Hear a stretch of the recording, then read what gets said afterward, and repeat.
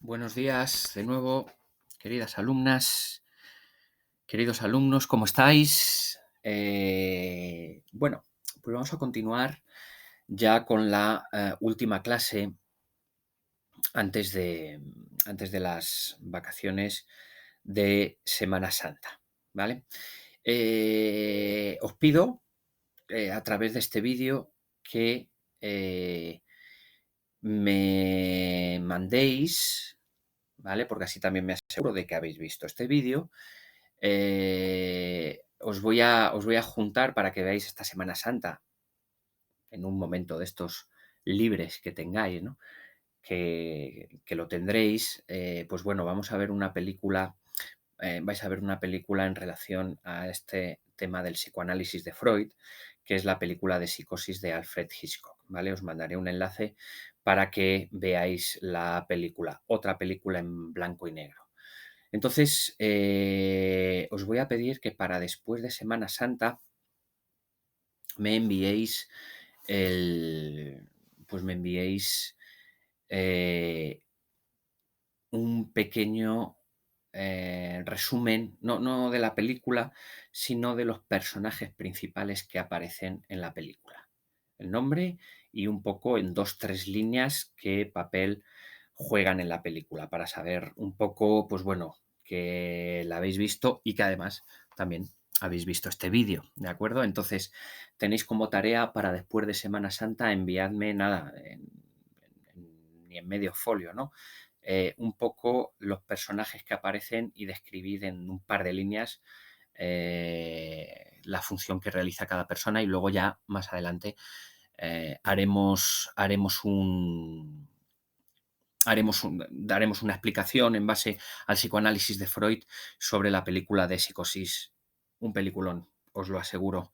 Yo en esto no me equivoco, o sea que ya sabéis que vais a disfrutar mucho con la película. Bien, vamos a continuar un poco con Freud, con lo que es esto del psicoanálisis. Habíamos empezado viendo un poco esta definición del psicoanálisis y habíamos visto que es un método de investigación basado principalmente en la interpretación de la asociación libre.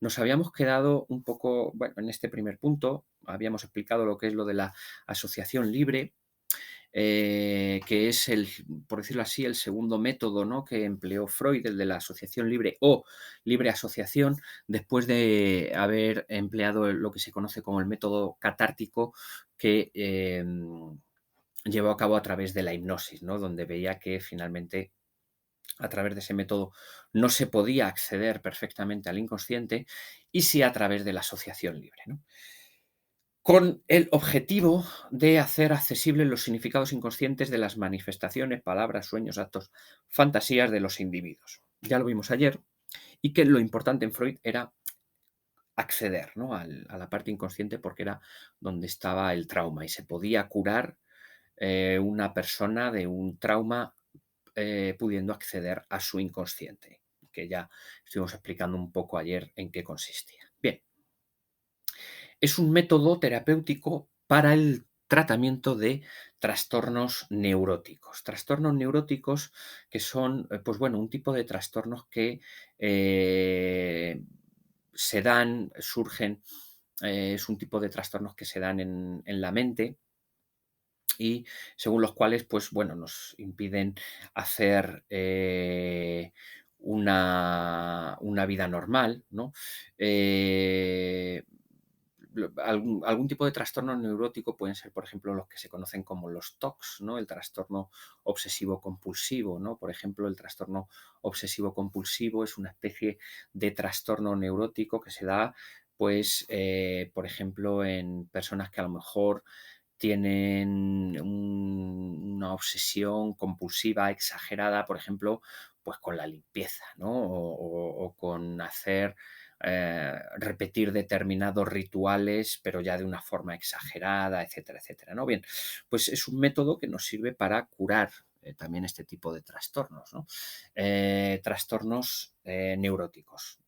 La forma de curarlo, repito, accediendo al inconsciente, ¿no? Lo fundamental dentro de la teoría del psicoanálisis es el descubrimiento del inconsciente y poder acceder a él.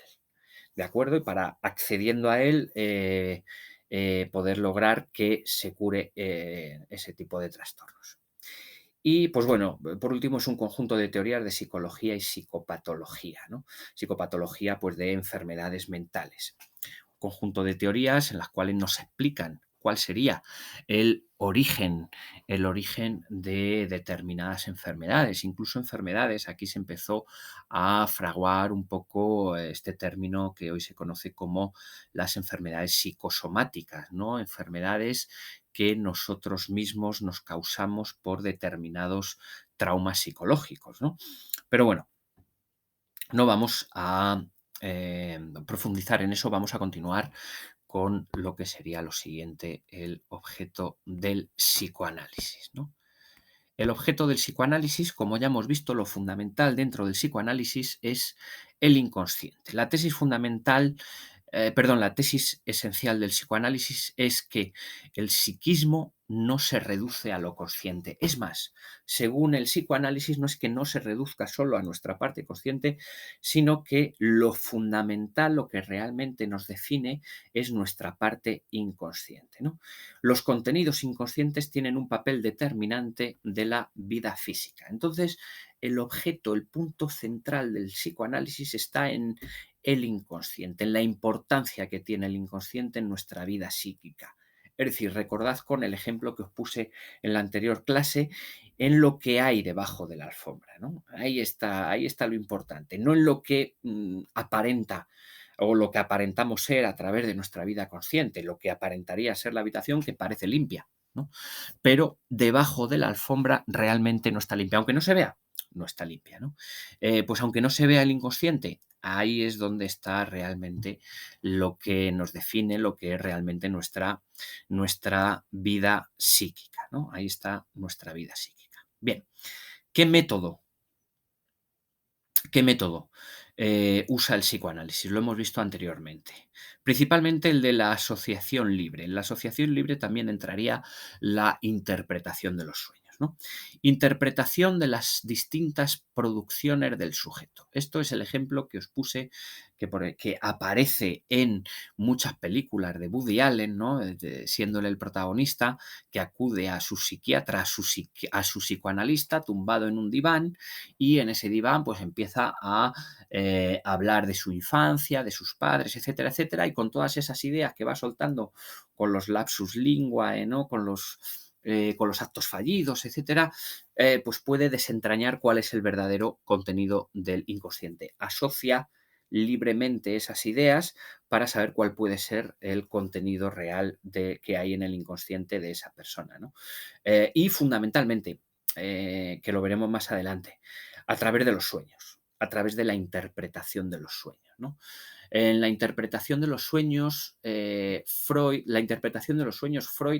la considera como llama a los sueños la vía regia de acceso al inconsciente. Lo veremos más adelante, ¿no? La vía recta, es decir, es el camino directo que nos lleva al inconsciente. Es la forma más rápida para poder acceder al inconsciente, a través de la interpretación de los sueños, no a través de lo que realmente soñamos. Es decir, yo sueño que estoy teniendo miedo porque me está persiguiendo un tigre, no quiere decir que realmente tenga miedo a los tigres. Hay que interpretar ese sueño, saber qué significa ese tigre, saber por qué estoy huyendo, etcétera, etcétera. Y eso Freud lo especifica muy bien durante unas 700 páginas o algo así en el libro que se publicó en el año 1899-1900, La interpretación de los sueños. Entonces, es fundamental para el psicoanálisis trabajar a través de los sueños. Es muy importante. Es muy importante, por ejemplo, en el psicoanálisis, muchos psicoanalistas lo que te piden, lo que te solicitan es, por ejemplo, que pues cada mañana, según te despiertes, según te levantes, escribas lo que recuerdas del último sueño que has tenido, del sueño que recuerdes, pero que lo escribas, porque suele suceder que según va pasando el día o a los pocos segundos o pocos minutos, el recuerdo que tenemos del sueño se difumina o incluso podemos olvidarlo, ¿no? Por eso es importante, según te levantas, escribir, ¿no? Escribirlo para ya tenerlo ahí. Para la escritura, al fin y al cabo, puede ser nuestra memoria, ¿no? Entonces, la importancia que le da Freud al inconsciente, y para poder acceder al inconsciente, la importancia que le da Freud fundamentalmente a lo que soñamos. Porque ahí en lo que soñamos está en nuestro inconsciente, aunque no de forma literal, ¿no? No de forma literal. Según Freud, disfrazamos nuestros sueños, entonces hay que saber qué es lo que hay realmente ahí. De hecho, Freud, en el libro, a ver si recuerdo bien la fecha, igual me equivoco un poco en la fecha, pero bueno, en su libro La interpretación de los sueños analiza un sueño que tuvo en una situación, que había una paciente suya, había otros colegas médicos, estaba en una especie de fiesta y se desmayó su paciente, etcétera, etcétera.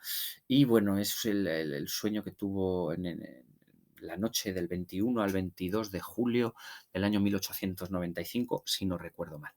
Y él analizó su propio sueño, ¿no? Él analiza también su propio sueño para analizarse a sí mismo, ¿no? Para saber qué es lo que realmente tiene ahí en el inconsciente. Entonces, de momento, lo importante que vemos aquí es el inconsciente y los sueños, ¿no? El inconsciente y los sueños. Y veremos más adelante la importancia que Freud le da a la conformación de nuestro inconsciente. Todo lo que sucede en nuestra infancia le da mucha importancia a lo cómo hemos vivido nuestra infancia, porque va a acabar conformando nuestra vida psíquica de adultos. Y lo que va a acabar, lo que una de las piezas fundamentales que forman parte de nuestra vida psíquica en la infancia es la relación que tengamos con nuestros progenitores, ¿no? Entonces, esa relación que tengamos con nuestros progenitores, con nuestros padres, va a acabar determinando cómo va a ser nuestra vida psíquica de adulto, ¿no? Entonces pone un poco el énfasis en el inconsciente, en los sueños para acceder al inconsciente, en cómo se ha desarrollado nuestra vida psíquica en la infancia y en la relación que hemos tenido o que incluso tenemos o que incluso ya no tenemos, porque también Freud nos habla de esto, ¿no? Incluso aunque nuestros padres ya no estén, todavía siguen influyendo en nosotros, en nuestra vida psíquica, ¿no? Entonces, en qué relación hemos tenido con nuestros padres, ¿no? Con nuestra figura, habla Freud de si yo soy en mi infancia, ¿no? En mi infancia siendo un niño, qué relación voy a tener con el progenitor del sexo opuesto y con el progenitor del mismo sexo. Si yo soy un niño, el progenitor del sexo opuesto es mi madre y el progenitor del mismo sexo es mi padre, ¿no? En una niña, pues el progenitor del sexo opuesto es el padre y el progenitor del mismo sexo es la madre. Entonces, dependiendo, son dos figuras que dependiendo, ya lo veremos, lo iremos desentrañando, ¿no? La relación que hayamos tenido con ellos, pues así se desarrollará nuestra vida psíquica de adultos. Os comento esto, os adelanto un poco esto porque quiero que lo tengáis en cuenta a la hora de ver la película de Psicosis que vais a ver esta Semana Santa, ¿no? Que veáis la relación que tiene el protagonista con su progenitor del sexo opuesto, ¿no? Porque es importante para poder desentrañar qué es lo que se cuece en el inconsciente y por qué actúa como actúa, ¿no? En el inconsciente del protagonista. Como método clínico se centrará en el análisis en profundidad de los casos particulares de cada una de las personas. Si bien es verdad que es un método que se puede aplicar de forma general a todos los individuos, sí es verdad que luego habría que conocer cada caso particular, cada individuo, para saber realmente cuál es el contenido del inconsciente de esa persona, ¿vale? Así que, bueno, nada. Sencillamente, ya vamos a dejar la clase por hoy. Lo vamos a dejar ya hasta después de Semana Santa y vamos a... os pondré un enlace con la película de Psicosis en la que tenéis que explicarme muy brevemente a cada uno, pues bueno, la relación que tienen o algo así, a cada uno de los personajes que aparecen en la película de Psicosis, ¿de acuerdo? ¿Para cuándo deberíais entregármelo? Pues bueno, con tenerlo, con que lo tenga enviado incluido hasta el 17 de abril, de sobra. Entonces tenéis tiempo de sobra para hacerlo, ¿vale? Así que nada, voy mirando quiénes lo vais entregando y voy mirando las preguntas que tengáis al respecto y seguimos ya el próximo día cuando volvamos de las vacaciones de Semana Santa con los principales conceptos del psicoanálisis. Seguimos entonces más adelante con más clases de filosofía desde las trincheras. Así que como siempre, lo único que me queda es agradecer de verdad vuestro esfuerzo y vuestra atención y cualquier duda que tengáis tenéis que hacerme a través de un saludo y por favor tratad también de descansar. Un saludo.